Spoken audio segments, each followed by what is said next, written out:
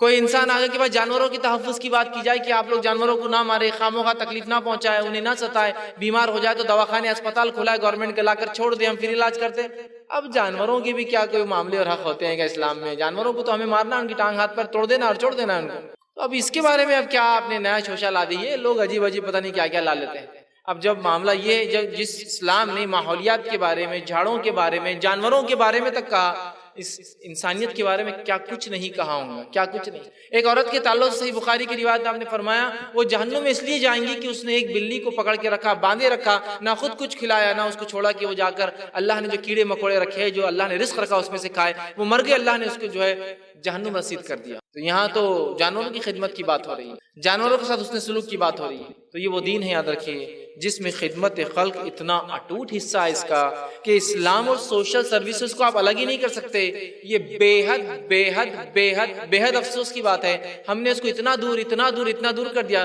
کہ ہم سمجھتے خدمت خلق کا اسلام سے کوئی لینا دینا نہیں ہے۔ کوئی جماعت، کوئی تنظیم، کوئی فرد اس کے بارے میں بات کرے تو یہ دنیا کو خوش کرنے، حکومتوں کو خوش کرنے، جو ہے دنیا سے کچھ پیسے ایٹھنے، کچھ کھانے کے لیے کر رہا ہے، اس کے علاوہ اسلام سے اس کا کوئی لینا دینا نہیں با خدمت خلق کا۔ تو ایک بڑی عجیب بات ہے، یاد رکھیے ان تمام چیزوں کو ہمیں بہت زیادہ سمجھنے کی ضرورت ہے، اور خدمت خلق اس شعبے کو ہم کو سمجھ کے اس میں جو ہے اپنی چھاپ چھوڑنے کی ضرورت ہے۔ اس لیے کہ اگر ہم سلف صالحین کے اگر واقعات لیں، صحابہ، تابعین، تبع تابعین، اس کے بعد نسلوں کا واقعہ لیں، تو وہ لوگ خدمت خلق میں اتنے آگے تھے، اتنے آگے تھے جس کی کوئی انتہا نہیں تھی۔ یاد رکھیے اتنی خدمت انسانیت کی کہ انسانیت آج بھی ان کی خدمت کو یاد کرتی ہے، مختلف ناموں سے یاد کرتی ہے۔ یہ الگ بات ہے کہ ہم نہیں جانتے یا وہ شعبے ہم نہیں پڑھتے تو ہمیں پتہ بھی نہیں کہاں یاد کیا جا رہا ہمارے اسلاف کو، لیکن وہ خدمت خلق میں بہت آگے تھے۔ اور ایسی انسانیت کی خدمت کی یاد رکھیے کسی کو انتہا نہیں، کسی کو انتہا نہیں، نہ صرف مسلمانوں کی، انسانیت کی خدمت کی یاد رکھی انہوں نے، بہت خدمتیں کی یاد رکھی، عجیب و غریب قسم کی، بہرحال جس کے تعلق سے وہ کوششیں اور وہ خدمت کو اگر ہم پڑھیں تو ہم حیرت میں پڑ جاتے ہیں کیا اسلام کا اتنا گہرا تعلق ہے خدمت خلق سے؟ انسانیت، جانور اور ماحولیات کے معاملے میں کیا اسلام اتنا حساس ہے، اتنا سینسیٹیو ہے کہ سماج ایسا ہو، ماحول ایسا ہو، جھاڑ لگائے جائے، پڑوسی کے ساتھ یہ سلوک ہو، بیمار کے ساتھ یہ ہو، مسافر کے ساتھ یہ ہو، معذوروں کے ساتھ یہ ہو، مظلوموں کے ساتھ یہ ہو، بے کسوں کے ساتھ یہ ہو، یتیموں کے ساتھ یہ ہو، بے روزگار لوگوں کے ساتھ یہ سلوک کیا جائے، بیواؤں کے ساتھ یہ کیا جائے، مسکینوں کے ساتھ، مسافروں کے ساتھ، مانگنے والوں کے ساتھ، اتنی کچھ باتیں، یہ سب یہ خدمت خلق تو ہے اور کیا ہے؟ تو اس کو ہمیں سمجھنے کی ضرورت ہے۔ قرآن نے اپنے شروعاتی نزول کے اندر جو ہے جو بنیادی عقائد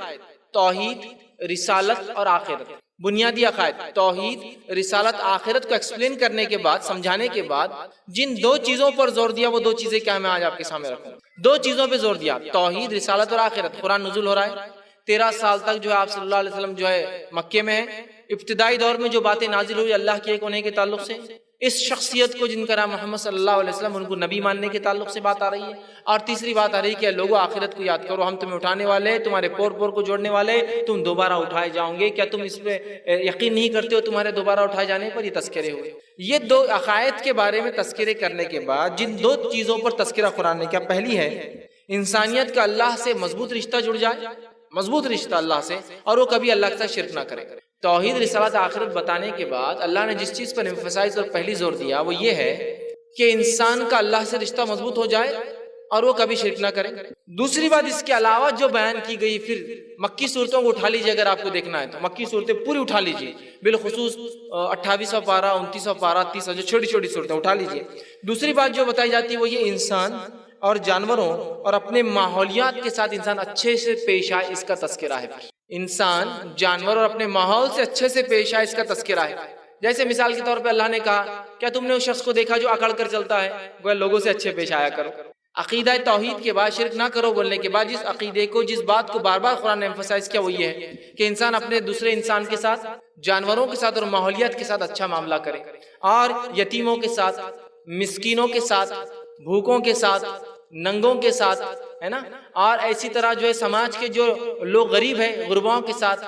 مانگنے والوں کے ساتھ کیا کیا جائے اس کا بار بار تذکرہ کیا۔ اب اٹھائیے مکی صورتوں کو، اٹھائیے، یہی تذکرے ملیں گے کہ وہ ایمان نہیں لاتا، مسکین کے ساتھ اچھا سلوک نہیں کرتا، ایمان نہیں لاتا، کھانا نہیں کھلاتا، ایمان نہیں لاتا، فلاں نہیں کرتا۔ جو اللہ پر آخرت پر ایمان لاتے وہ لوگوں سے ایسی بات کرتے، جو اللہ اور ایمان روز آخرت پر ایمان لاتے ان لوگوں کا معاملہ یہ ہوتا ہے۔ اس لیے کہ نماز، روزہ، زکوٰۃ، حج، یہ سب بعد میں آیا، یاد رکھیں۔ تو پہلے شروعات میں جو نزول قرآن کا ہوا اور 13 سال کا اگر ہم معاملہ لے لیں تو جب اللہ نے توحید، رسالت اور آخرت کے علاوہ جس چیز کا تذکرہ کیا، 2 پوائنٹ جس پہ ایمفسائز، وہ اللہ سے انسانیت کا رشتہ جڑ جائے، شرک نہ کرے، اور دوسرا انسان اپنے سماج میں دوسرے انسان سے، جانوروں سے اور ماحولیات کے ساتھ کیا سلوک کرے، اسی کا تذکرہ قرآن نے کیا ہے۔ پھر وہ انسان بھوکا ہو سکتا ہے، ننگا ہو سکتا ہے، مظلوم ہو سکتا ہے،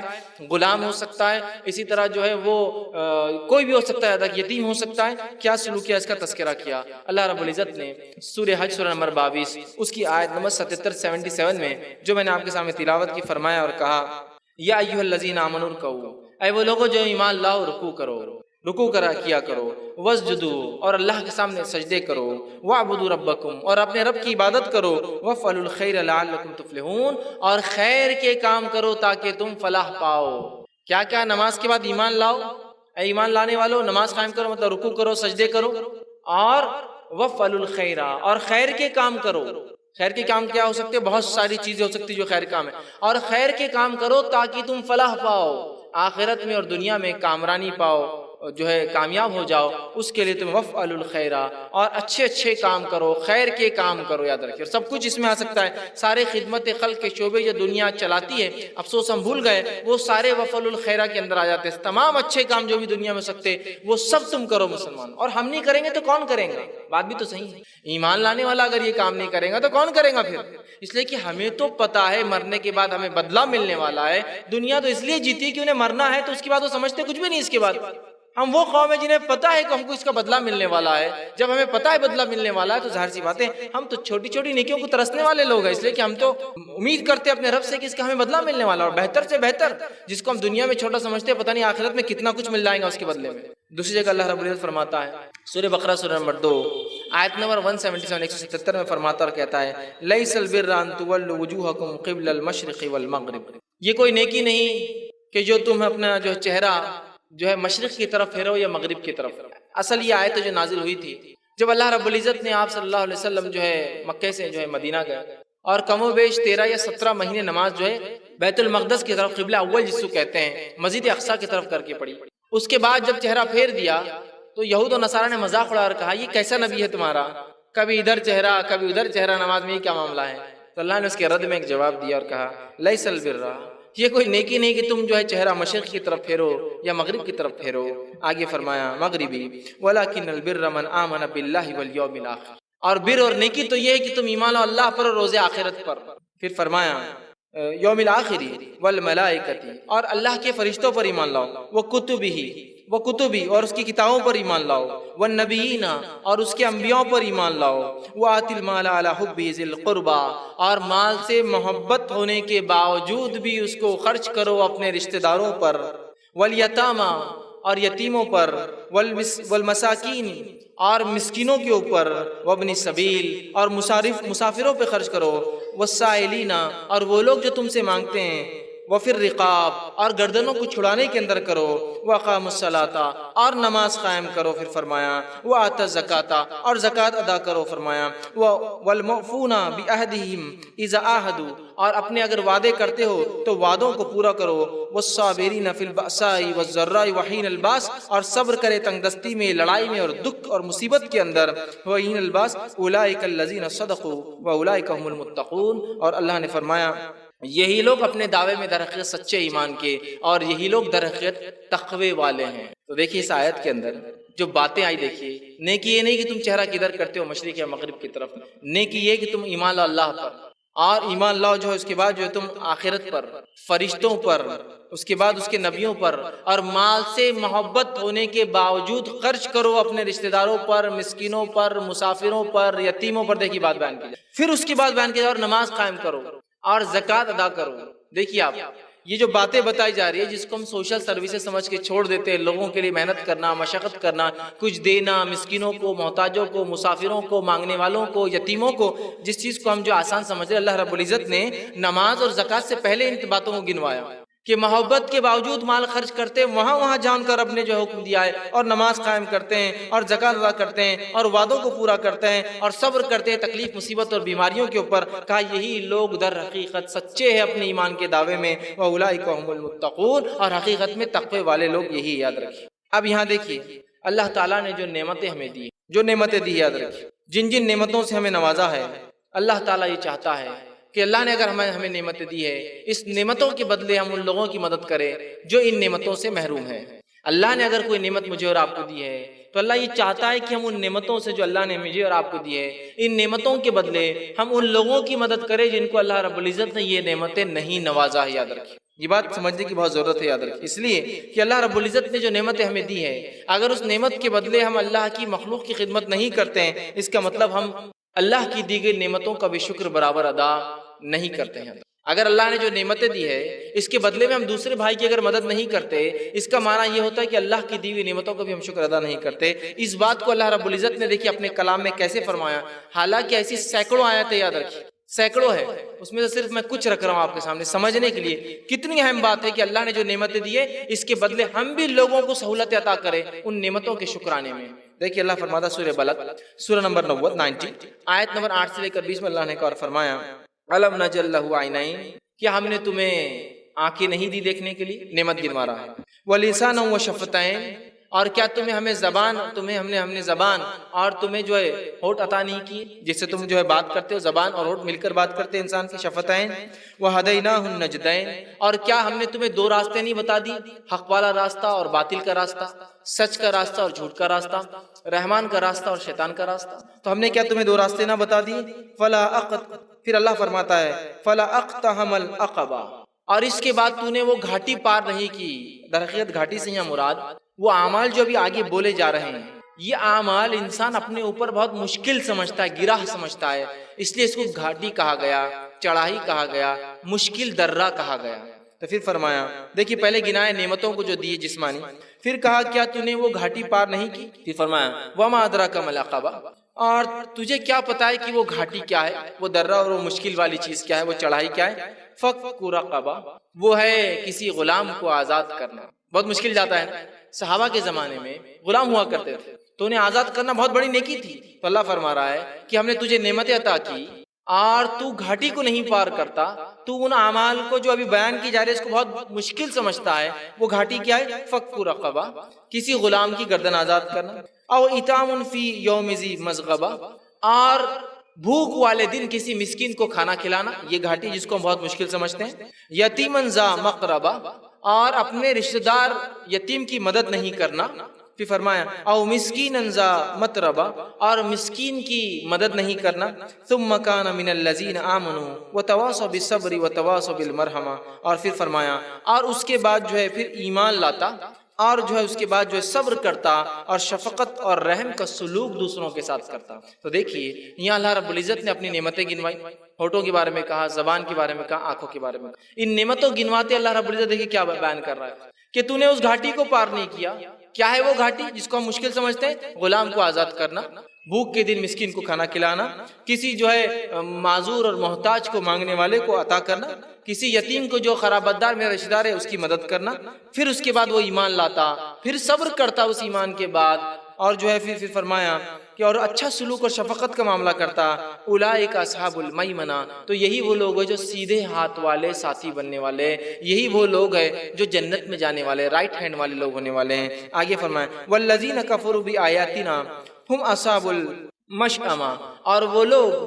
اللہ فرماتا ہے جس نے کفر کیا ہماری آیتوں کے ساتھ وہ تو ہوں گے الٹے ہاتھ والے لوگوں میں، جہنمی لوگوں میں، علیہم نار مؤصدہ، اور بند کی ہوئی آگ ان کو گھیرے ہوئے ہوں گی۔ تو دیکھیے یہاں جو ہے اللہ رب العزت نے اپنی نعمتوں گنوایا، اس کے بعد کا اس نعمتوں کے بدلے میں انسان دوسرے انسان کی تو مدد کر۔ وہ ایک غلام ہو سکتا ہے، وہ تیرا جو ہے یتیم جو ہے رشتہ دار ہو سکتا ہے، وہ کوئی مانگنے والا ہو سکتا ہے، وہ ایک بھوکا انسان ہو سکتا ہے جس کو تو کھلائے اور پلائے، یہ سب کر، تو پھر تو نے جو اس گھاٹی کو پار کر لیا، اور پھر ہو ایمان والا، اور پھر جو ہے وہ لوگوں پر رحم اور شفقت کرتا ہے، خود صبر کرتا ہے، تو ایسے لوگ سیدھے ہاتھ والے لوگ ہونے۔ تو یہاں دیکھیے اللہ رب العزت نے لوگوں کے ساتھ اچھے سلوک کو تعلق جڑا دیا جنت میں جانے سے، کہا وہی لوگ جو ہے سیدھے ہاتھ والے لوگ ہوں، اور جو کفر کرے، انکار کرے اللہ کی آیتوں کا، وہ الٹے ہاتھ والے لوگ ہوں گے، اور وہ گھیری ہوئی آنکھ میں بند کر دی۔ اس لیے میں نے کہا اسلام اور خدمت خلق کا بڑا گہرا تعلق ہے، یاد رکھیے۔ اس لیے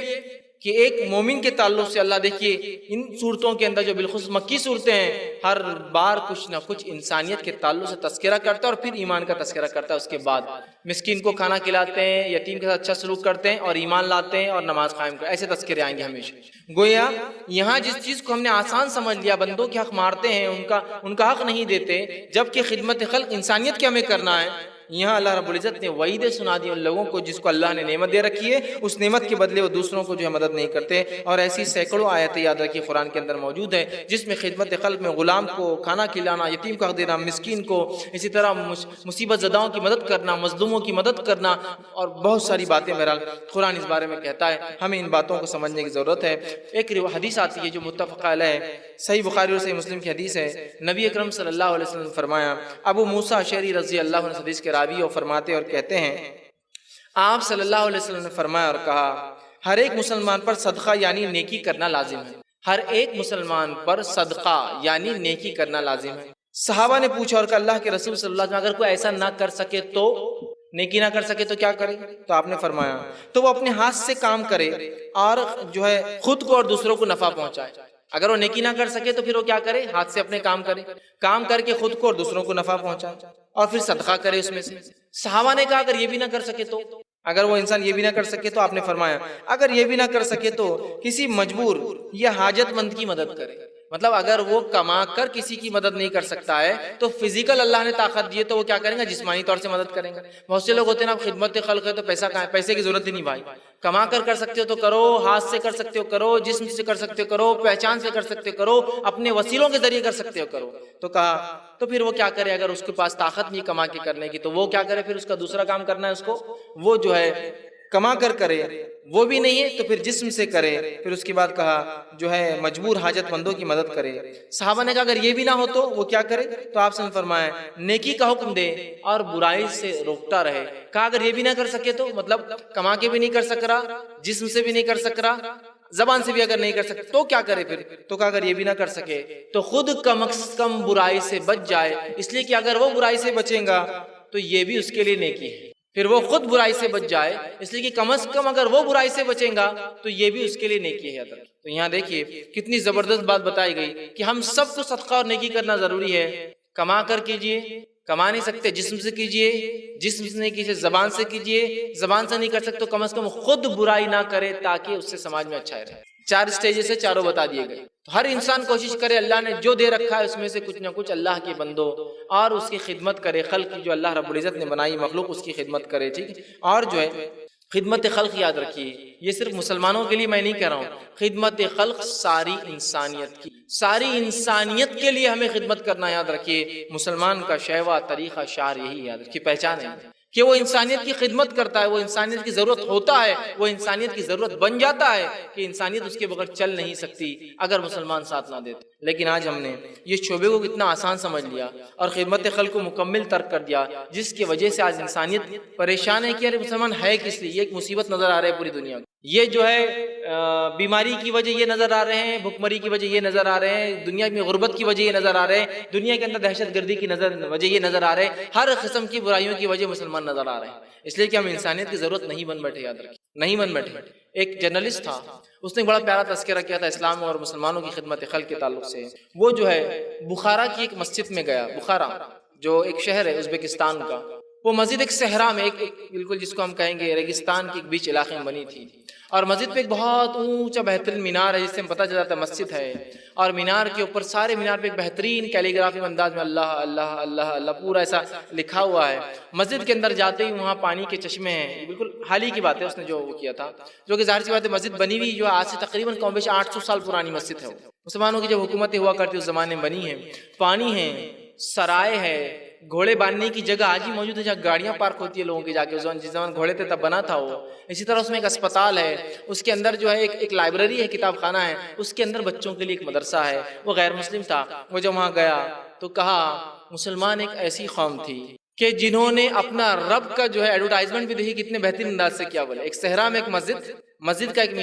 مینار دیکھ کے انسانیت کو لگ گیا ہے کسی انسان کو جو مسافر ہے، ارے کوئی نہ کوئی انسان ہے اور وہاں ایڈورٹائزمنٹ کیا ہوا ہے اس کے رب کا، اللہ اللہ اللہ لکھا ہوا ہے، کہ سمجھ جائے کچھ نہ کچھ مسلمانوں سے تعلق چیز ہے، اور اپنے رب کا ایڈورٹائزمنٹ کیا جا رہا ہے کہ ہم اللہ کو ماننے والے ہیں، اور اسے پتا ہے جب وہ مسجد کے پاس آئیں گا اس کے جانوروں کو یہاں پانی ملنے والا ہے، اس کو راحت اور سکون حاصل کرنے کے لیے ایک سرائے ملنے والا ہے، اس کو پتا ہے کہ اگر علم حاصل کرنا ہے تو یہاں کتابوں کی ایک لائبریری ضرور ہوگی، اسے پتا ہے کہ ہر مسجد میں ایک اسپتال ہوا کرتا تھا تو یہاں کا اسپتال ہوگا، اگر بیمار ہے کوئی تو وہاں دکھا دیا جائے گا، وہ قافلہ آرام کریں گا اور نکل کر آگے چل جائیں گا بلا تفریق کی، وہ آنے والا قافلہ مسلمانوں کا ہوتا ہے یا غیر مسلم۔ یہ خدمت خلق کی یاد رکھی ہمارے اسلاف کی، انسانیت کی ضرورت بن بیٹھے تھے، لیکن آج ہم دیکھتے ہیں آج ہمارا حال کیا ہے، ہم انسانیت کی ضرورت بننا تو بہت دور کی بات ہے،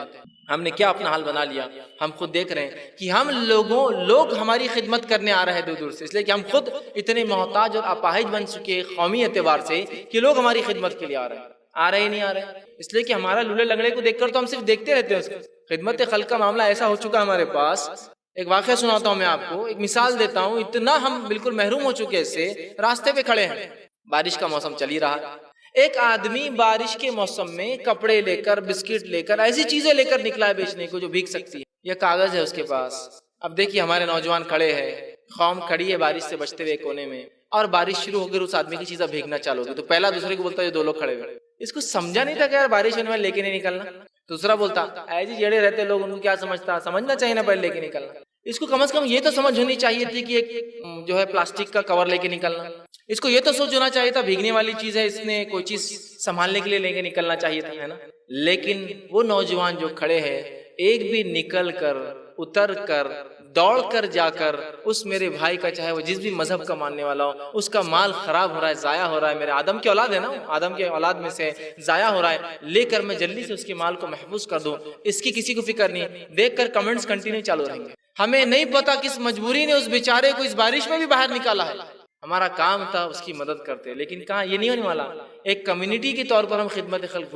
بھول چکے ہم اس جذبے کو، ہم بھول چکے ہیں رسول اللہ صلی اللہ علیہ وسلم کی ابتدائی 40 سالہ زندگی کیا تھی سوائے خدمت خلق کے علاوہ، بتائیے مجھے، نہ نماز تھی، نہ روزہ، نہ زکوٰۃ، نہ حج، آپ نے کبھی شرک نہیں کیا تھا، یاد رکھیے، الگ بات ہے، لیکن اس کے علاوہ کوئی عبادت نہیں تھی، یاد رکھیے، کیا کرتے تھے اللہ کے رسول 40 سال، صادق اور امین کیوں لقب ملا آپ کو؟ یہی تو تھا، انسانی کے ساتھ اچھا سلوک، ماحولیات کے ساتھ اچھا سلوک، یہی تو تھا آپ کا کام، مسکینوں کی مدد کر رہے ہیں، بیواؤں کی مدد کر رہے ہیں، بوجھ اٹھا رہے ہیں لوگوں کا آپ، اسی طرح اگر لوگ تکلیف میں تو پریشانی میں تو آپ دور کر رہے ہیں، کھانا کھلا رہے مسافروں کو، پانی پلا رہے ہیں آپ، یہ سب کرتے تھے آپ، یہ 40 سال آپ کی زندگی نمونہ ہے ہمارے سامنے، ہم اس کو بھول چکے، یاد رکھیے، اور آج جو اس کا نتیجہ نکل رہا ہے کہ ہم خود اس خدمت خلق سے محروم ہو چکے، تو کمنٹ دے رہے ہیں، ایک مسکین،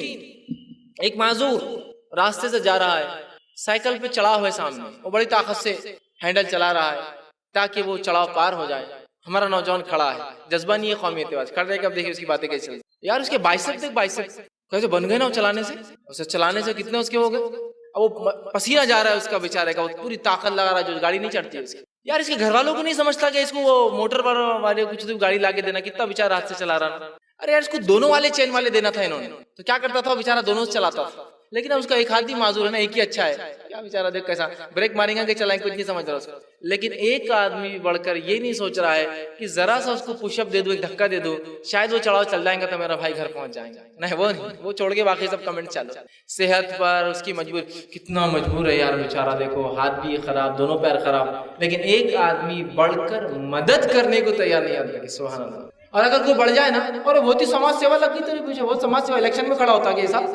کیوں، اور بہت سماج سیوا کر رہا تو مسکینوں کو دھکے دے رہا ہے اور جو ہے بیچارے معذوروں کو وہ کر رہا، لگتا ہے الیکشن میں کھڑا ہونے کے رہا نہیں کرا، یہ سال تیرا، میرے بھائی یہ الیکشن کا معاملہ نہیں ہے، یہ آخرت میں چاہتا ہوں میں چن کے آ جاؤں، میرا رب مجھے سلیکٹ کر لے، اور ہو سکتا ہے اس کی ایک یہ محنت جو میں نے اس معذور کو دھکا دے دیا، آخرت میں شاید وہ مجھے جہنم سے پیچھے دھکا دینے مدد کر لے، پیچھے لینے، میں نے آگے دیا وہ پیچھے کر لیں گے، ہو سکتا کہ اللہ اس نے میری ایک بار مدد کی، ہو سکتا ہے وہ ایک نیکی جو کم بڑھ جائے اس کا یہ عمل بھر دے، سوچ ہی نہیں ہے، میں کہہ رہا ہوں نا، تصور ہی نہیں، تصور نہیں ہے، ایک قومی اعتبار سے بھول چکے، افسوس کی بات ہے، کچھ غیر مسلموں کو میں نے دیکھا ہے کہ اگر کسی انسان کو ٹرین میں بھی پاتے ہیں بیمار ہیں، میں نے ان کی وہ تڑپ دیکھی خدمت خلق کی کہ اگلے اسٹیشن پہ جانا تو کہیں دور ہے، اگلے اسٹیشن پہ اس شخص کو لے کر اترتا اور اپنے سفر کو ڈسکنٹینیو کرتا ہے، اس آدمی کو دواخانے بتاتا اور پھر اگلی ٹرین سے سفر کرتا، ہمارے پاس آخر میں بدلے گا تصور ہونے کے بعد بھی وہ خدمت کا جذبہ کہاں گیا،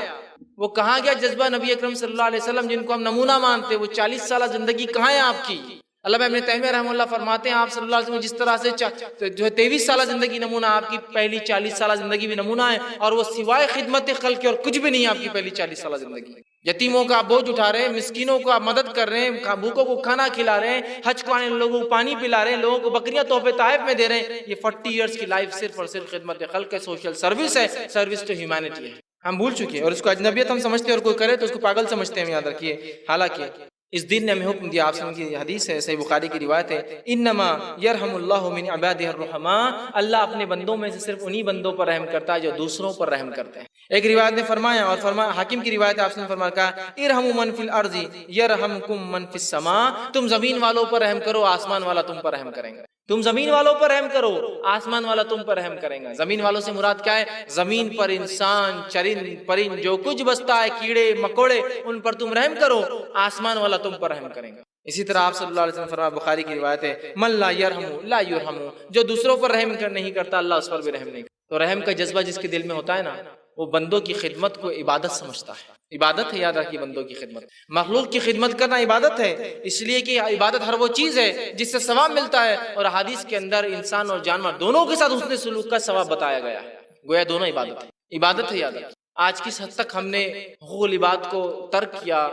مطلب انسانوں کی حق ترک کیے، جانور تو بہت دور کی بات ہے، ان کا حق تو تب دیا جائے گا جب انسانوں کا جو قوم دیتی ہے۔ اس حد تک ترک کر دیا کہ جانوروں کو مارنا ایک عام بات ہوگی، انسانوں کو تکلیف دینا عام بات ہوگی۔ ہمیں بے انتہا ضرورت ہے کہ ہم اس خدمت خلق کے پھر جذبے کو جگائے جو رسول اکرم صلی اللہ علیہ وسلم اور صحابہ میں تھے، اس لیے کہ صحابہ اپنے نبی کی تربیت یافتہ لوگ تھے، وہ اپنے نبی کے تلاميذ تھے، اسٹوڈنٹس تھے، ایسی تربیت دی تھی کہ ان صحابہ کی زندگی خدمت خلق کے سوا کچھ نہیں ہے۔ دنیا ان کو آج بھی یاد کرتی ہے اچھے اچھے ناموں سے، اس لیے کہ انہوں نے انسانیت کے لیے اتنا کچھ کیا، یاد رکھیں۔ اسی طرح جو ہے آج امت مسلمہ جو ہے میں کتنے ضرورت مند لوگ ہیں، مسکین ہیں،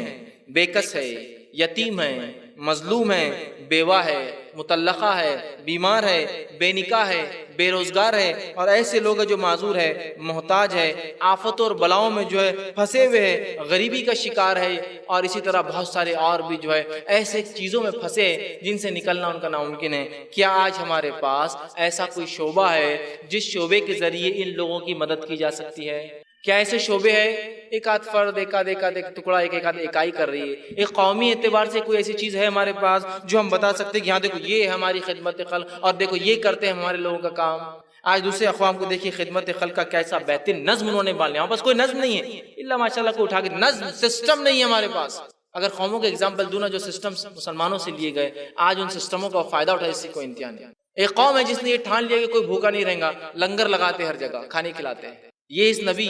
جو آخری نبی تو انسانیت کے لیے، ان کی تعلیم تھی کہ انسانیت کو کھانا کھلاؤ، بھوکے کو کھانا کھلاؤ، لنگر لگاتے ہیں، فری بانٹتے ہیں کھانا، جو چاہے کھا لے آکر۔ یہ صدقے کا جذبہ ہمارے نبی نے انسانیت کو دیا کہ بھوکے کو کھانا کھلاؤ، اس لیے کہ اللہ رب العزت روز قیامت اس کا بدلہ لے گا، تمہیں جنت کے کھانے اور جنت کے پینے دے گا۔ ننگے کو کپڑا پہناؤ، اس لیے کہ اگر تم میں سے کوئی چاہتا ہے جنت کے سبز لباس پہنے تو ننگے کو کپڑا پہنا۔ اس دنیا یہ جذبہ ہم کھو چکے ہیں، کھانا کھلا رہے ہیں۔ کچھ قوموں نے جذبہ اٹھا لیا کہ انسانیت کو علم دیں گے ہم، اس لیے کہ علم سب سے بڑی بنیاد ہے اور جہالت اندھیرا ہے۔ حالانکہ علم یہ روشنی ہے، یہ ہمارا کانسیپٹ ہے، یہ اسلام کا کانسیپٹ ہے۔ اسلام کہتا اپنے ماننے والوں کو، اور پہلی وہی جو اللہ نے نازل کیا، اقرا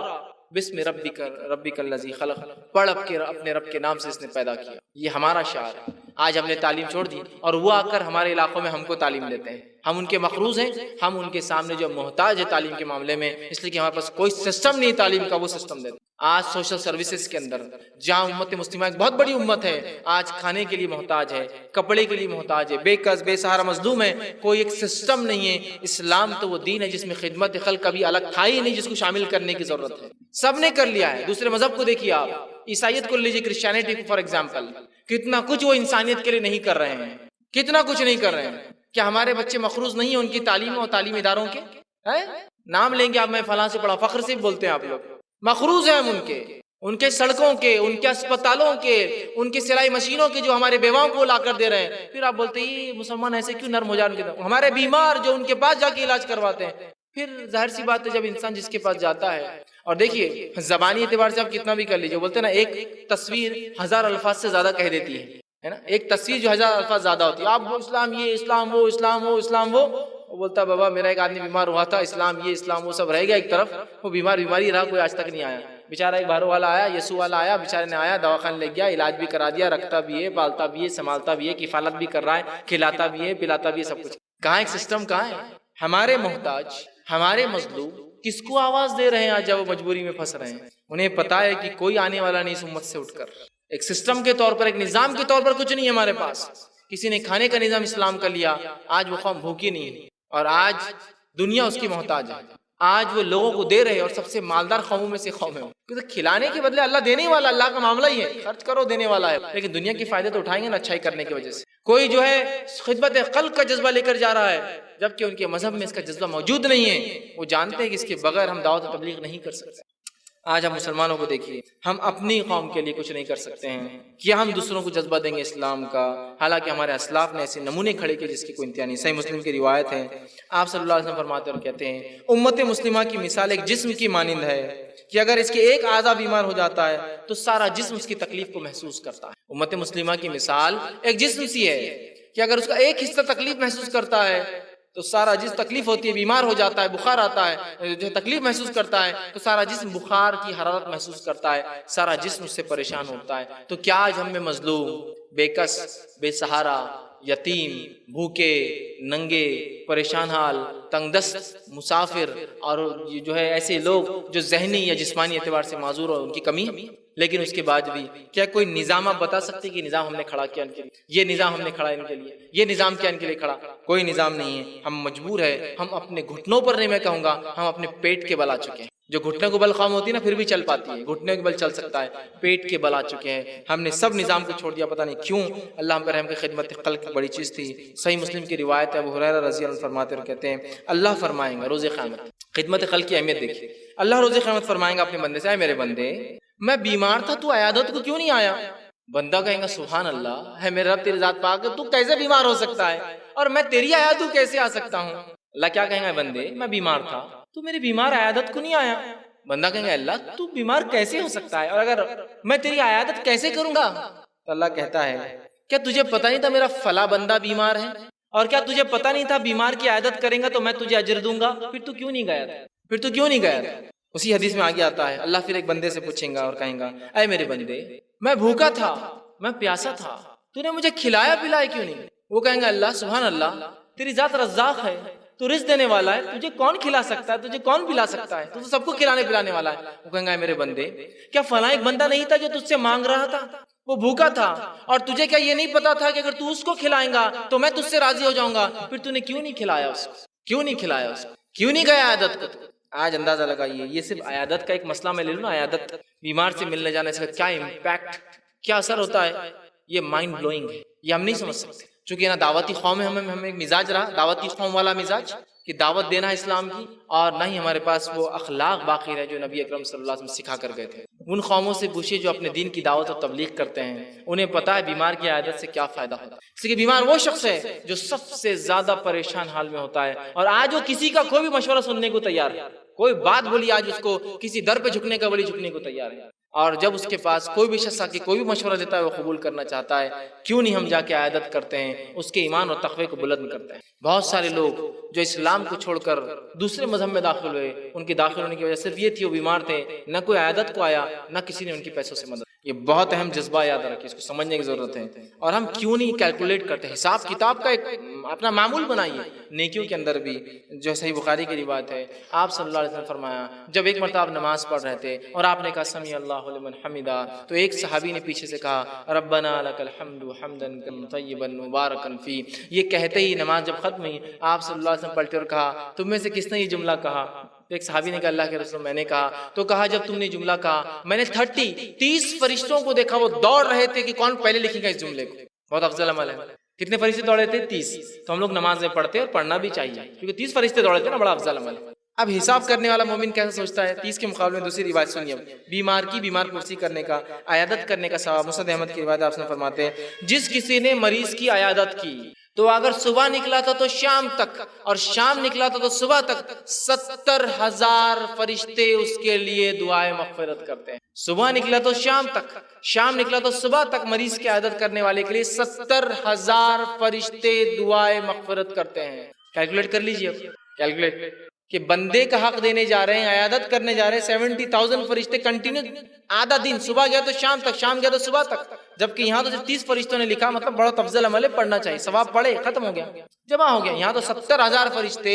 سارا دن آپ کے لیے دعائیں مغفرت کر رہے ہیں۔ یہ خدمت خلق ہے، یاد رکھیے، اس لیے کہ بندوں کا حق آپ ادا کرنے جاتے ہیں اور اس سے اللہ بہت خوش ہوتا ہے، یاد رکھیے، راضی ہو جاتا ہے ہم سے، یاد رکھیے۔ اسی طرح جو ہے بھوکے کو کھانا کھلانے کے لیے اللہ نے بار بار ترغیب دی، یتیم کا حق دینے کے لیے بار بار فرمایا۔ رسول اکرم صلی اللہ علیہ وسلم کی 40 سالہ زندگی اسی کا نمونہ تھی۔ قرآن کا اگر مطالعہ کرے تو ہوتا ہے، قرآن کو اکثر ہم سے ثواب کی نیت سے پڑھتے ہیں۔ قرآن کو اگر آپ مختلف اینگل سے دیکھیں، مختلف ایسے پیارے پیارے نمونے، پیارے پیارے واقعات، ایسے نصائح، ایسے جو ہے جس کو ہم کہیں گے ایسے باب، ایسے چیپٹرز، ایسے سورے اور آیتیں ہیں جس کے اندر ہمارے لیے ایک سے ایک نصیحتیں ہیں، اسباق ہے، لیسنس ہیں جس سے ہم سیکھ سکتے ہیں۔ آئیے موسیٰ علیہ السلام کو اگزامپل کے طور پہ لے لیتے ہیں۔ موسیٰ علیہ السلام نے مصر میں رہ کر کیا کیا؟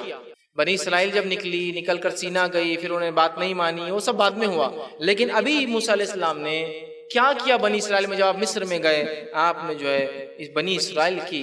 مصر سے آزادی کی لڑائی لڑی کہ بنی اسرائیل کو غلام بنانے کا کوئی حق نہیں تھا فرعون کو یا فرعونیوں کو، اس لیے کہ یہ ایک آزاد قوم تھی۔ تو آپ نے مصر میں جا کر ان سے جو ہے جد و جہد کی اور جو ہے بنی اسرائیل کو آزادی کا ڈیمانڈ کیا، اور قرآن نے الفاظ کو نقل کیا کہ موسیٰ علیہ السلام گئے اور کہا کہ بنی اسرائیل کو میرے ساتھ اے فرعون جانے دے، انہیں آزاد کر دے، انہیں چھوڑ دے۔ اور فرعون نے کیا کہا؟ یہ نہیں ہو سکتا، اور تم شاید ان غلاموں کو میرے خلاف بہکانے آئے ہوئے موسیٰ۔ تو موسیٰ علیہ السلام نے جہاں ایک نبی تھے، جہاں وہ دعوت دی اس قوم کو، جہاں اصلاح کی بنی اسرائیل کی، وہاں آپ نے ان کی آزادی کی لڑائی بھی لڑی۔ یہ تو انسانوں کا آزاد ہے نا، حق ہے، یاد رکھیے، بنیادی بیسک رائٹ ہے ان کا۔ اسی طرح یہ عیسیٰ علیہ السلام کیا کرتے؟ آپ کا معجزہ کیا تھا؟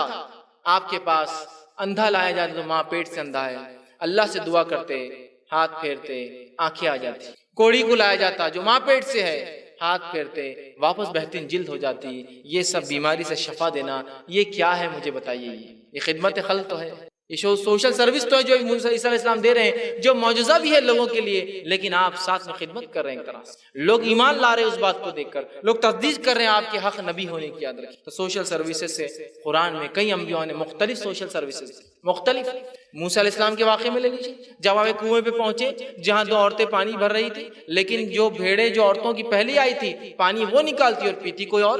موسیٰ علیہ السلام لڑا ان سے اور کہا کہ پہلا حق ان عورتوں کا جو پہلے آئی ہے، تو گوا ان کا حق دلایا۔ سوشل سروس تو ہے، حق دلایا ان کو، ان کا، جس کو ہم سوشل سروس کے نام سے چھوڑے نا، یہ درخت دین اور اسلام اور عبادت ہے، یاد رکھیے۔ تو ہمیں سمجھنے کی ضرورت ہے صحابہ نے صحابہ کرام نے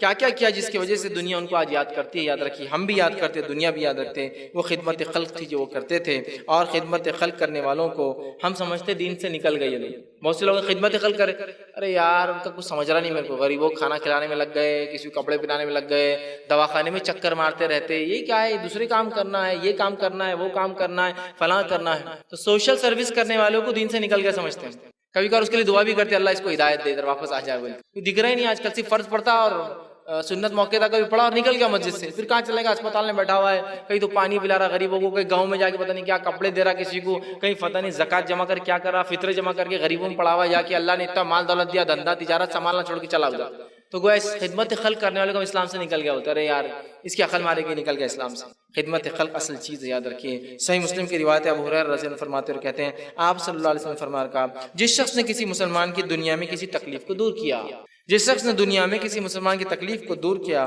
اور تکلیف کو دور کیا، تو قیامت کے دن اللہ تعالیٰ اس کی تکلیفوں میں سے ایک تکلیف کو اس سے دور کر دیں گے۔ یہ بیمار کی یا ایک مومن کی تکلیف دور کرنا کسے کہتے ہیں سمجھ میں نہیں آتا ہے۔ کبھی تصور کیجیے، اللہ نہ کرے، تصور کیجیے آپ کے پاس پیسے نہ ہو، ایک غریب آدمی ہو اور آپ کا کوئی انسان بیمار ہو جائے اور اس کو آپ کو ایک ایسے اسپتال میں لے جانا پڑے جو گورنمنٹ چلاتی ہے، جیسا گھاٹی ہوتے ہیں، government hospital and training centres, گھاٹی ہر جگہ ہوتے ہیں، ٹریننگ انسٹیٹیوٹس۔ آپ گھاٹی لے جا رہے ہیں، آپ کو پتا ہے یہاں بغیر جان پہچان کے میرا معاملہ حل ہونے والا نہیں ہے۔ اب آپ سوچتے کاش کی کوئی آدمی مل جائے جو کچھ کر دے اور میرا اس معاملہ اس پیشنٹ کو، اس لائن کو اور اس میں سے نکال کے اس پیشنٹ، تب ہم کو خدمت خلق یاد آتا ہے، نہیں اب اپنے کو بھی کرنا ہے، اپنے مریض تھا نا کتنی تکلیف ہوئی، جب معاملہ ختم ہو گیا جان دو اب گیا، اب کیا دیکھنا۔ ایک کسی انسان کی تکلیف کو دور کرے، اللہ روز خاص کی تکلیفوں میں سے ایک تکلیف کو دور کر دیں گا۔ آگے فرمایا، اور جس شخص نے تنگ دستی پر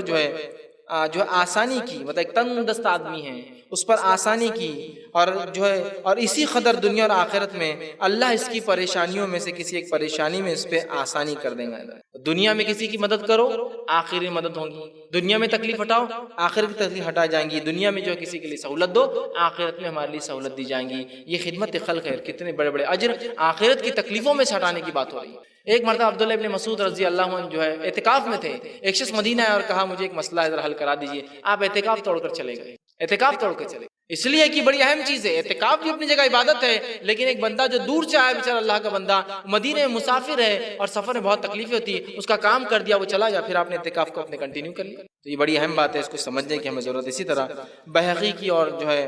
ابو داؤد کی روایت آپ نے فرمایا اور کہا اپنے کمزوروں کے ذریعے طلب کرو کیونکہ تمہاری مدد اور رزق تمہارے کمزوروں کے ذریعے دیا جاتا ہے۔ اپنے کمزوروں کے ذریعے طلب کرو کیونکہ تمہاری مدد اور تمہارا رزق تمہارے کمزوروں کی وجہ سے دیا جاتا ہے۔ اور آج ہمارے کمزور جن کی وجہ سے ہمیں رزق دیا جاتا ہے، ہماری نصرت اور مدد کی جاتی ہے، ان کی کوئی اور مدد کرتا ہے۔ ہمارا بیمار کہاں جائے گا، بیمار ہو جائے تو اس کو پتا ہے مسلمانوں کے پاس۔ اب ایک مثال دیتا ہوں، اتنا بڑا مسلم علاقہ ہے اورنگ آباد، اس میں کیا کوئی مسلمانوں کی طرف سے بیمار کے لیے کوئی نظم ہے کہ یہاں چلے جاتے علاج ہو جاتا ہے؟ ایک نظم بتائیے، سسٹم بتائیے کوئی سسٹم، یہاں انہوں نے کھول دیا، وہاں انہوں نے کھول دیا، بتائیے ایک نظم بتائیے۔ میں آپ کو کئی گنوا سکتا ہوں، نان مسلمز کے، کرسچنز کے، ہندوز کے، اسی طرح بدھ اور سکھ اور جین کے، جنہوں نے نظم کھڑے کر دیے، لالا اسپتال کھڑے ہیں جہاں جاؤ فری علاج کرا لو، وہاں سے ہم بھی فائدہ اٹھا رہے جا کے مسلمان، لیکن ہمارا کوئی نظم ہے کہ ایز سچ اے کمیونٹی ہم نے کوئی نظم باندھا ہے کہ یہاں جا کے ہمارا انسان ہو؟ ارے یہ تو بہت دور کی بات ہے، آپ کے پاس تو بخار کے علاج کا بھی نظم نہیں، باقی چھوڑ دیجیے، اور بڑے بڑے علاج جہاں فری آپ کا سی ٹی اسکین ہو اور ایم آر آئیز نکلے، آپ کے پاس تو بخار اور زکام کے علاج کے لیے سسٹم ہی نہیں، چونکہ اس کو ہم دین کا حصہ ہی نہیں سمجھتے۔ کیا پاگل پن لے کے بڑے دواخانے کھول دیے، گندے گندے لوگ آ رہے علاجہ کرتے بیٹھے ہوں گے، کیا آدمی نے MBBS کا اور دیکھو پاگل چالے میں لگا ہوا ہے، فری علاج کرتا لوگوں کا۔ ارے میرے بھائی اس کو سمجھ میں آ گیا کیا کرنا ہے دنیا میں، وہ آخرت کے لیے بلڈنگیں تیار کرتے بیٹھ گئے جا کر۔ ہاں اس کو پتا ہے یہی لوگ تو ہے جو آخرت میں بدلے دینے والے ہیں، ہے نا، مصیبتیں حل کر رہا ہے لوگوں کی جن کے پاس کچھ نہیں ہے، اس کو سمجھ میں آ گیا اپنے پروفیشن کی اہمیت اور لگ گیا وہ اپنی آخرت سدھارنے اور بنانے کے لیے۔ سمجھ رہے آپ، جو خدمت خلق کرے ہم اس کو اوچھا، پاگل، دیوانہ، بیوقوف، دنیا نہیں سمجھتی، کائی کو پڑا پھر جب ایسا کرنا تھا یہی کام تو ہے نہیں ہے، ہو رہا ہی نہیں۔ آج غیر مسلموں نے خدمت خلق کو کیا کر لیا، ڈاکٹرز بنتے ہیں اعلیٰ سے اعلیٰ درجے کے اور آ کر چھوٹے چھوٹے سلمز کے اندر خدمت کر رہے انسانوں کی، چھوٹے چھوٹے سلمز میں آ کر غریبوں کی خدمت کر رہے ہیں۔ اندازہ لگائیے ہم کیا کرتے ہیں۔ ایک جو ہے آرکیٹیکٹ سے میری ایک بات ہوئی تھی، دلی میں میرا جانا ہوا، کرسچن آرکیٹیکٹ تھا، وہ نیوزی لینڈ سے فارغ تھا، نیوزی لینڈ کا نیشنل تھا، اور اسے میری بات ہوئی، میں نے کہا دلی کیسے کیا آنا وہاں کے سلسلے میں، تو کہا میں دلی کے سلمز کا سروے کرنے آیا ہوں اور وہاں تھوڑی سی میں کوشش کر رہا ہوں کہ ان سلمز کے اندر کچھ جگہ میں پرچیز کر کے جو ہے ٹوائلٹس بناؤں، بیت الخلا بناؤں۔ میرے نزدیک تو اس سے بڑا پاگل کون ہو سکتا، نیوزی لینڈ سے پڑھا ہوا جہاں ہم جانے کو مر رہے پڑھنے کے لیے، وہاں کا آرکیٹیکٹ، وہاں کا نیچرل، اور یہاں آ کے دلی کی سلمز میں کیا بنا رہا، ٹوائلٹس، پیخانے بنا رہا۔ تو میں نے کہا کیوں، یہ بات کیوں کر رہے ہیں؟ اس لیے کہ اس نے کہا کہ مجھے برا لگتا ہے کہ ہماری ماں بیٹیاں جو ہے راستوں پر بیٹھ کر بیت الخلا کو جاتی ہے، اس لیے میں سلمز کے اندر کچھ خدمت خلق کرنا چاہتا ہوں اور ان کے لیے ٹوائلٹس بنانا چاہتا ہوں۔ کیا عظیم جذبہ ہے اس کا، سبحان اللہ، کہ ایک عورت چونکہ باہر اگر بیت الخلا کو جائیں گی تو اس کی حیا، شرم، اس کی عفت، اس کی شرمگاہ کھلتی ہے، وہ فکر کر رہا ہے کہ ہماری ماں بہنوں کی شرمگاہ راستوں پہ نہ کھلے، اس لیے میں ٹوائلٹس بنانا چاہتا ہوں۔ بہت اونچی فکر ہے، یاد رکھیے، بہت اونچی فکر، اللہ ہدایت دے اس کو، بہت اونچی فکر ہے، لیکن فکر بہت اونچی ہے، اس میں کوئی شک نہیں۔ ہم نے کبھی سوچا ہے کہ ایسے غریب بستیوں میں دیکھو مسلمان عورتیں بھی ہیں اور نان مسلم بھی بیچارے، وہ بیٹھی بھی ہے، کہاں کہاں جا رہی ہے، کبھی خیال آیا کہ زمین اپنی پڑی یار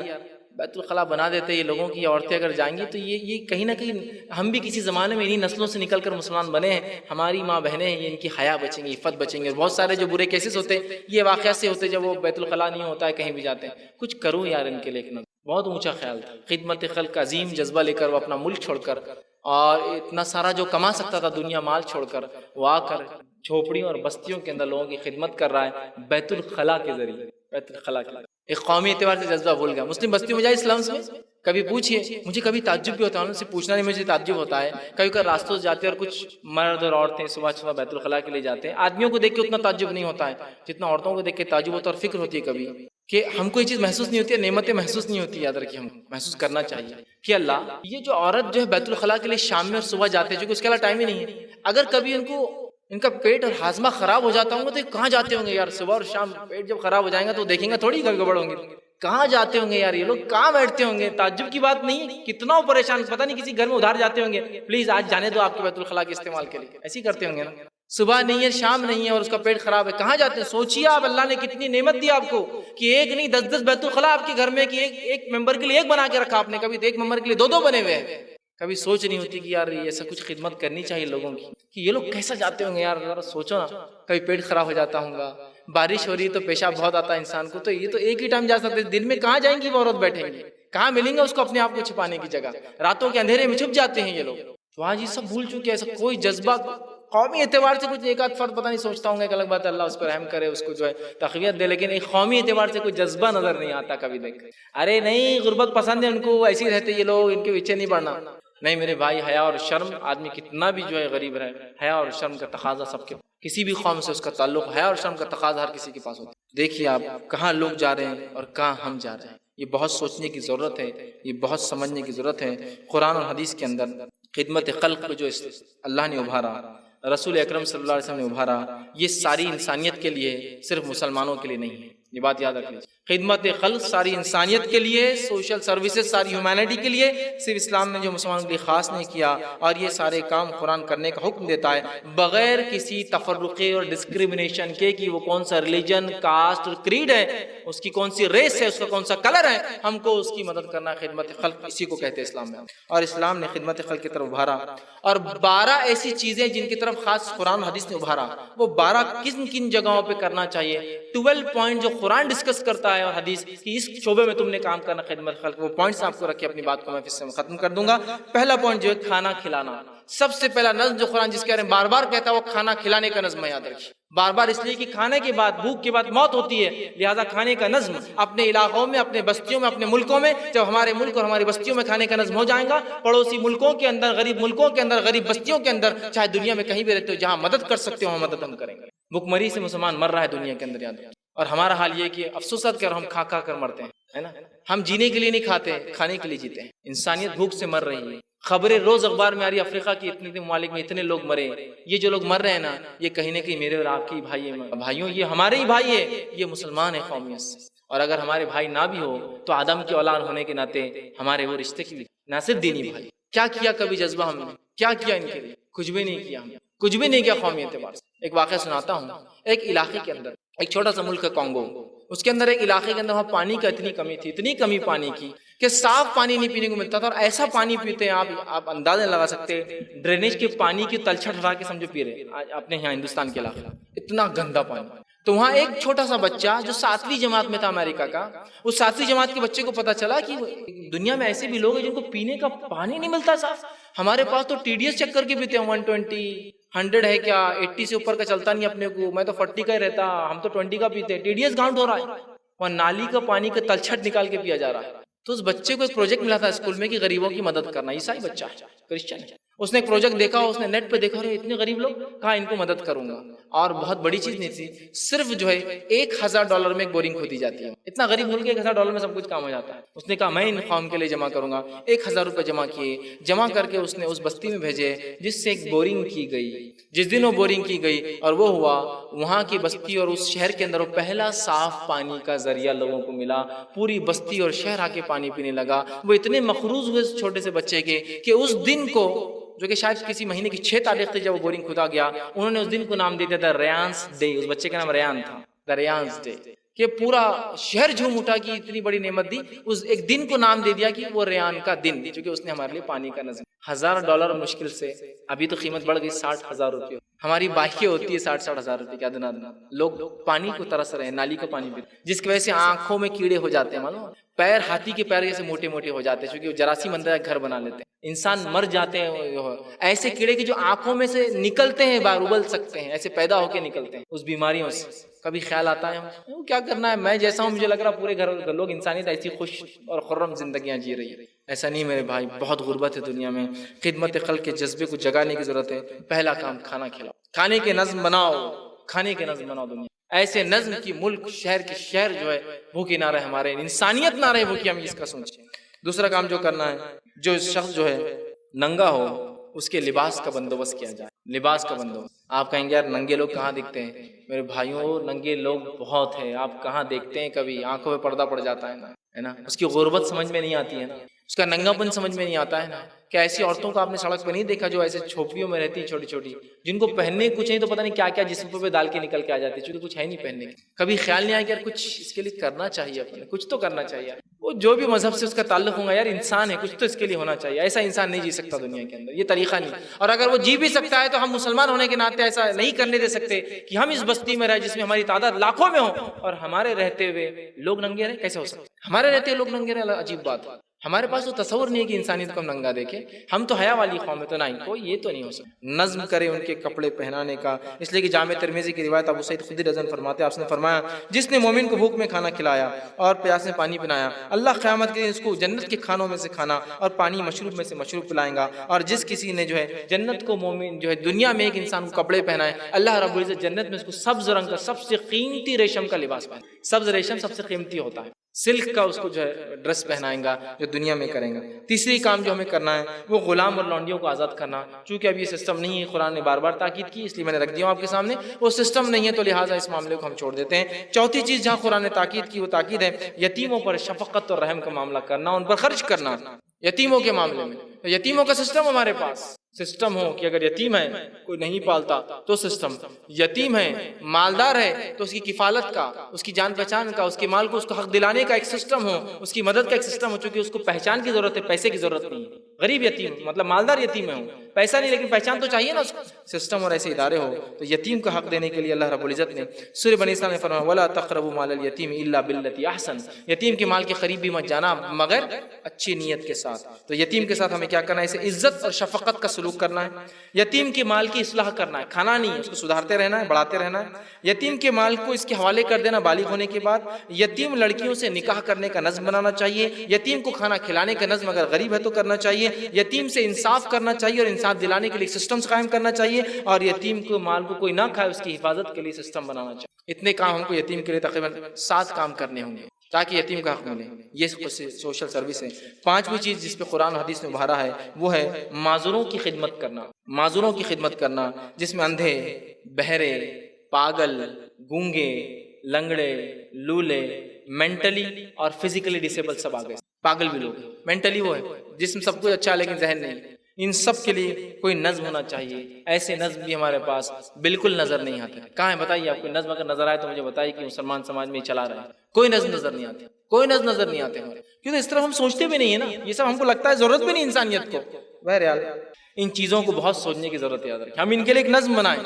کتنے لوگ دیکھیے گونگے آج ہم ان کے لیے کچھ نہیں کر رہے ہیں, لنگڑے لولے ان کے لیے کوئی گاڑی کا نظم, روزی کا نظم, یہ سب کرنا یاد رکھیے ہمارا کام ہے, ہمارا ذمہ یاد رکھیے. اور اہل خیر حضرات جن کو اللہ نے مال و دولت دے رکھا اس کی طرف سوچے. بہت سخت ضرورت ہے ان تمام چیزوں کی. یاد رکھیے کہ ایسے نظم ہم قائم کریں تو معذوروں کی خدمت کا نظم, اس لیے کہ اللہ کے رسول ہمارے تمہارے کمزوروں کی وجہ سے دیے جاتے ہیں. یہ کمزور ہے سماج کے سب سے. کوئی نظم ہو ان کے لیے, سسٹم ہو کہ یہاں جاؤ تو تم کو گاڑی مل جائیں گی, نوکری کچھ نہ کچھ نظم ہو جائیں گا. میرے بھائی کرنا چاہیے, کہاں کر رہے ہیں. اور ہمارے اندھے,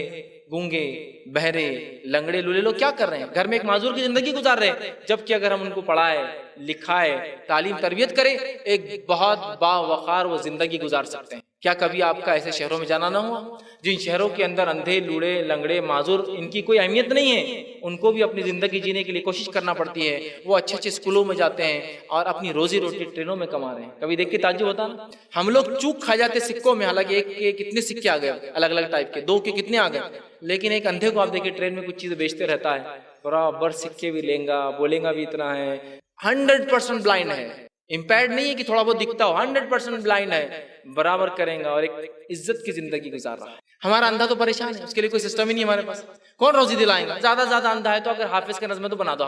حافظ کا نظم بنا دو, اور اس کے بعد وہ بھی اس کی زندگی چندوں پہ رہیں گے. کیوں نہیں اس کو خود مختار کرنے کا سسٹم ہو, حافظ بھی بنایا جائے لیکن ساتھ میں اس کو روزی روٹی کے لیے سسٹم بنا کر دیا جائے. ایسے ادارے ہو ہمارے پاس کہ وہ پڑھیں گے اور لکھیں گے. اندھا ہے تو کیا ہو گیا, پڑھ نہیں سکتا؟ اندھے بھی پڑھ سکتے, پڑھتے ہیں, لکھتے ہیں, تعلیم حاصل کرتے ہیں, اعلیٰ سے اعلیٰ تعلیم ہے ان کے لیے. ہم سوچتے کہاں ہیں اس طرف. لنگڑا ہے تو زندگی اور پڑھا ہے, اس کو ایک باوقار زندگی چاہیے, اس کے لیے سسٹم بنائیے. ایک ایسی دکان جہاں جا کے وہ صرف بیٹھ جائے, اس کے بیٹھنا بھی کافی, اٹھنا اور گھومنے کی ضرورت نہیں. ایک بندہ ہے جو کام کرتا ہے اس کے لیے, وہ بھی کمائیں گا اور یہ بھی کمائیں گا. سسٹم ہونے چاہیے میرے بھائی. مدد کرنا 2 روپے نکال کے مدد نہیں, حقیقی مدد ہے اس کو روزی سے لگا دینا, سسٹم ہونا. اسی طرح جو چھٹی چیز جو اندھے, لنگڑے اور لونوں کے بارے میں کہا, ان کے لیے جو کرنا ہے, پہلا کام ہمیں کرنا ہے ان کا احترام کرنا ہے. کام میں رعایت دینا، اپنے پاس کام پہ رکھیے، جاب پر کم کام لیجئے، بھاری ذمہ داری مت ڈالیے ان لوگوں کے اوپر، یہ کام کر سکتے ہیں کچھ بھاری ذمہ داری، ہر قسم کی مدد جو ان کو کر سکتے کیجئے، اچھی بات کیجئے ان سے، اور معذور کو ترجیح دیجئے کہ اگر ہو تو یہ سسٹم میں فرسٹ پریفرنس یہ ڈسیبل کو دیا جائے گا معذور۔ چھٹی چیز جہاں قرآن حدیث میں ابھارا ہے وہ یہ انسانوں کی عمومی خدمت کرنا، عام خدمت عامہ جس کو کہتے ہیں۔ عمومی خدمت میں کیا ہوگا؟ جس کو کچھ جو استطاعت ہو اپنی استطاعت کے مطابق کسی کے لیے کام کرے، جس کے پاس استطاعت نہیں ہے، چیریٹیبل ہاسپٹلس، سلائی مشین کے سینٹرز، غریب عورتوں کو جمع ہونے کے لیے یونینز جس کے اندر وہ آئیں گی، سیئیں گی، کریں گی، یونین کا ایک نام ہوگا، یونین جا کے چیزیں پروڈکٹ بیچیں گی، لائیں گی، گورنمنٹ کی اسکیمز ہوتی ہے، سبسڈیز ملتی ہے اس پر کہ یتیم آ رہے، مسکین آ رہے، بیوائیں آ رہی ہے، مطلقہ عورتیں آ رہی ہیں، وہاں جاب کری، دن بھر سیری کر رہی ہے، کمپنی اس کو بیچ رہی ہے، پورے لوگ اس کے شیئر ہولڈر ہوتے ہیں، سب کو اس کا پیسہ ملتا ہے۔ کہاں کیا جا رہا ہے ایسا؟ ہے کوئی سسٹم نظر آ رہا ہے ایسا؟ کوئی ایسا سسٹم ڈالے تو ہاں عجیب سسٹم لائے تو کچھ بھی کر رہے ہیں۔ کو بولے اگر بھائی زکوٰۃ کا اگر تم پیسہ لو اور 1,00,000 2,00,000 روپیہ اگر زکوٰۃ کا آپ کے جمع ہو جائے اور سیونگ مشین کا ایک سینٹر ڈال دو جس میں 20-25 عورتیں آئیں گی، سیئیں گی، کپڑا بنے گا، آپ لے جا کر بیچو، آپ بھی کماؤ، ان کو بھی دو، زکوٰۃ سے کوئی کمپنی بنتی کا سسٹم بنتا کا ایسا؟ یہ کوئی طریقہ ہے کہ اسلام میں؟ مالک بنا دو ان کو، آپ 2,00,000 کا ڈال دو ان کے لیے ایک نظم، وہ اس کے مالک ہے، وہ کھائیں گے۔ نہیں، ہم کو تو 5-5 روپے دینے بڑا مزہ آتا ہے، 5 دیں گے تو 50-60 لوگ سلام کریں گے سال بھر، ایک ساتھ ایک کو دے دوں گا ایک سلائی مشین 5,000 کی تو سلام تھوڑی کریں گے، ایک اور بھاگ گیا لے کے تو پھر سلام بھی چلے گا، دعوتیں بھی چلے گی اس سے۔ ایک علاقے میں میرا جانا ہوا، وہاں زکوٰۃ دینے کا عجیب نظم دیکھا میں، رمضان سے پہلے 5-5 کے سکوں کے لوگ تھیلے منگاتے ہیں، تھیلے کے تھیلے، اور زکوٰۃ کا جتنے معلوم ہوگا سکے میں ہاتھ ڈالتے، کوئی بھی آدمی آتا تھڑ تھڑ تھڑ چھکے، چلو جتنے آئے اتنے بتاؤ، گن لو جا کے، پھر وہ لیتا سکے، گنتا بھی نہیں اس کو، ایک لمسم بھامج لا کے بولتا چل 200 میں ہی لے لو، اب سکے کتنے بھی ہوں گے، سمجھ رہے آپ؟ پھر اس کو کیش کرتا، پھر وہ سکے جو ہے پھر ادھر سے آتے، پھر ان کا تھیلا بھرا ہوا ہے سیٹ صاحب کا، 50,000 زکوٰۃ دینا، 1,00,000 سکوں میں دے رہے ہیں، مالک بنا رہے، بولے ہم سب مالک بنا رہے، مالک نہیں بنا رہے، تم نئے غلام تیار کر رہے ہو۔ یہ سسٹم ایک نظم میں جا کر ایک طاقت بننا چاہیے، طاقت بننا چاہیے، اور طاقت بن کر یہ لوگوں کی مدد کے لیے خود کفیل کر کے کھڑا کرنے کے لیے ایک نظم قائم کرنا چاہیے، ٹھیک ہے۔ اسی طرح جو ہے چیریٹیبل ہاسپٹلس ہو سکتے ہیں، ریہیبلیٹیشن سینٹرز ہو سکتے ہیں، ریلیف ورک ہو سکتے ہیں۔ آج چیریٹیبل ہاسپٹل کی کتنی سخت ضرورت ہے، صاف پانی کے نظم، بورنگس ہو سکتی ہے، آپ کو بتا سکتے ہیں۔ اسی طرح جو بیمار ہے ان کے لیے دیگر مددیں ہیں، ایمبولینس کی سروسز ہو سکتی ہے، بہت ساری چیزیں، یہ عام خدمت عامہ، اس کے لیے ہم کوشش کریں۔ 7ویں چیز جہاں قرآن حدیث نے ابھارا وہ یہ ہے مظلوم کی مدد کرنا۔ اس کے طریقہ ہے کہ مظلوم پہ ظلم روکا جائے، ان کی مدد کی جائے، ان کو ریفیوج دیا جائے، ان کو ریہیبلیٹیٹ کیا جائے۔ اگر یہ برباد کر دیے گئے گھر بار، ان کے ریہیبلیٹیشن کیا جائے، ریفیوج اگر وہاں سے نکلتے ظلم کے تحت دیا جائے۔ لیکن ظاہر سی بات ہے یہ کام فرد کے لیول پر نہیں ہوتا ہے، یہ کام ملک اور حکومت کے لیول پر ہوتا ہے، تو ملک اور حکومت بھی اس چیز کو سمجھے، مسلمان کی خدمت خلق کا جذبہ رکھے اور ریہیبلیٹیٹ کرے۔ آپ دیکھیے آج ریہیبلیٹیشن کا بھی ہمارے پاس کوئی سسٹم نہیں ہے، اس لیے کہ ہم سب قومیت کے نام پر مرتے ہیں نا، امت کے نام پر نہیں مرتے ہیں، قومیت کے نام پر۔ 8ویں چیز اس طرح قرآن نے ابھارا ہے وہ ہے مسافروں کے لیے سسٹم بنایا جائے۔ مسافروں کے لیے کیا ہو سکتا ہے؟ پینے کے پانی کا نظم، کھانے کا نظم، سرائے کا نظم، اور عمومی مدد کا جو ایک ٹریولر کو لگتا ہے یہ ہونا چاہیے۔ آپ کو پتا ہے پہلے زمانے میں سرائے ہوا کرتے تھے، سرائے ہوا کرتے تھے، ہر مسجد کو ایک سرائے ہوتا تھا۔ آج بھی ایک مسجد اس کا نام سرائے کی مسجد سے مشہور ہے، سرائے ختم ہو گیا کہ مسجد آج ہی باقی ہے اورنگ آباد۔ وہ اس زمانے میں حکومت کی طرف سے سرائے ہوتے تھے مسجد سے اٹیچ،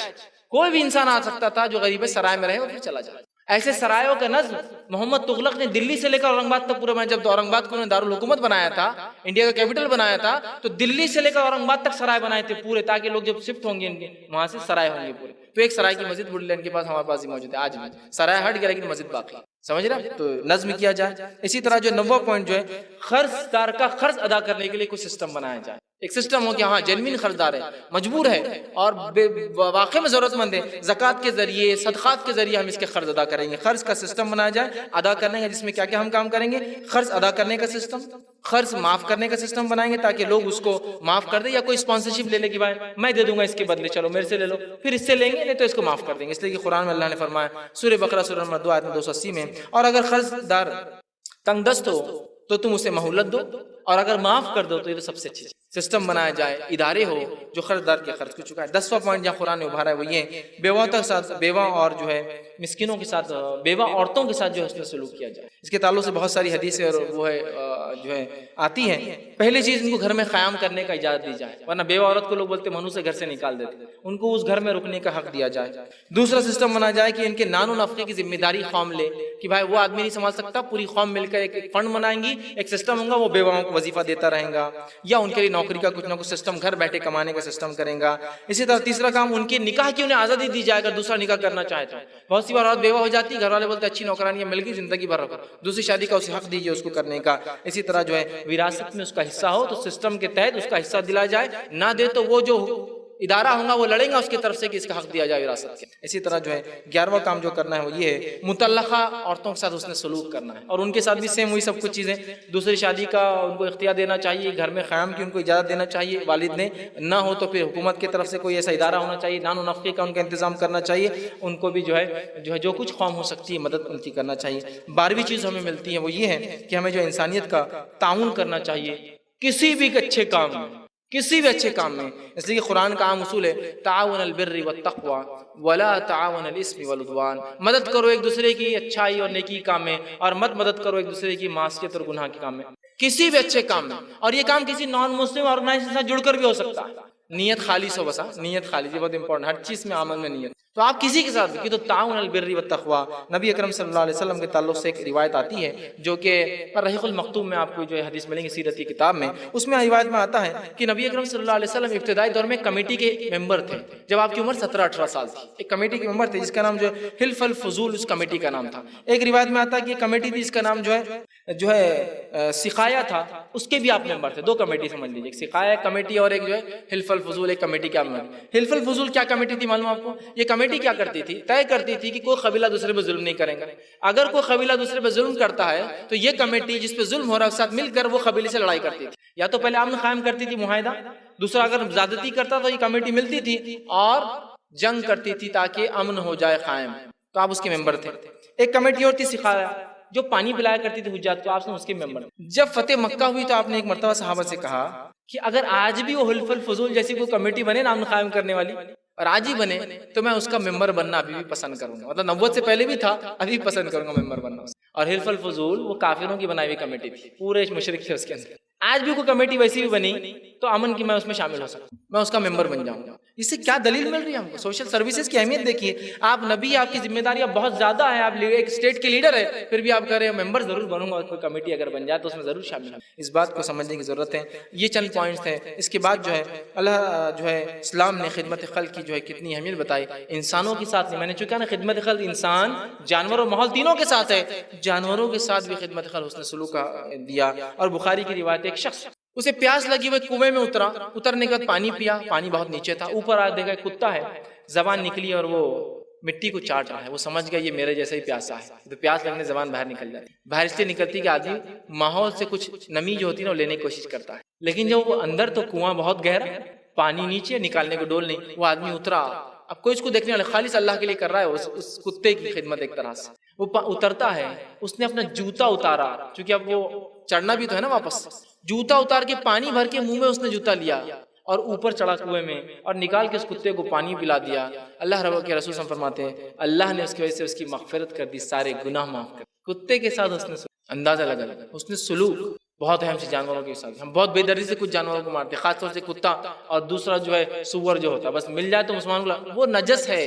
اس کا بیچنا کھانا حرام ہے، لیکن وہ اللہ کی مخلوق مار نہیں سکتے، آپ اس کو مار نہیں سکتے، بہت عجیب بات ہے، ظلم میں کاؤنٹ ہو۔ دوسری بات آپ فرماتے بخاری کی حدیث، ایک عورت جو فاحشہ تھی، بری عورت تھی، برے کام کرتی، لیکن اس نے جو ہے ایک پیاسے کتے کو پانی پلا، اللہ نے اس کی مغفرت۔ ایک اور حدیث آتا ہے ایک عورت نے ایک بلی کو بند کر دیا، نہ اسے خود کھانے کچھ دیا، نہ ہی چھوڑا کہ وہ جا کے اللہ نے جو دی ہے کیڑے مکوڑے کھائے، وہ مر گئی، اللہ نے اسے جہنم رسید۔ جانوروں کے ساتھ بھی حسن، سمجھ رہے آپ بات؟ ابھی تو چیریٹیبل ہاسپٹل کا مسئلہ ہے تو میں ویٹرنری ہاسپٹل کی بات کر ہی نہیں سکتا ہوں، انسانوں کے لیے ضرورتیں ہیں تو جانوروں کی بات کیا کریں گے، ان کے حقوق ہونا چاہیے، یاد رکھیے ہونا چاہیے۔ اسلامی مملکت جہاں بھی ہوتی ہے آپ دیکھیے جانوروں کے بھی پورے حق اور ان کے بھی ہاسپٹلز ویسے ہوتے ہیں جیسے انسانوں کے ہوتے ہیں، اتنا ہی ان کا کیئر ٹیک کیا جاتا ہے۔ آپ لوگوں میں سے کچھ لوگ سعودی عرب گئے ہوں گے تو جانور جو آتے ہیں، جو لوگ باہر سے یوروپین امریکن، ان کے پیٹ بہت امپورٹنٹ ہوتے ہیں، بلیاں کتے ساتھ لاتے ہی ہیں، پیٹ بہت ان کے لیے بالکل ان کے بچے جیسے ہوتے ہیں، تو وہاں ہاسپٹلس ہوتے ہیں جو گورنمنٹ کی طرف سے فری علاج ہوتا ہے، آپ کی بکریاں ہو، آپ کے کتے ہو، آپ کی بلیاں، ویسے عمومی اعتبار سے کتا نہیں پال سکتے، لیکن کچھ خصوصی لوگ جو ہے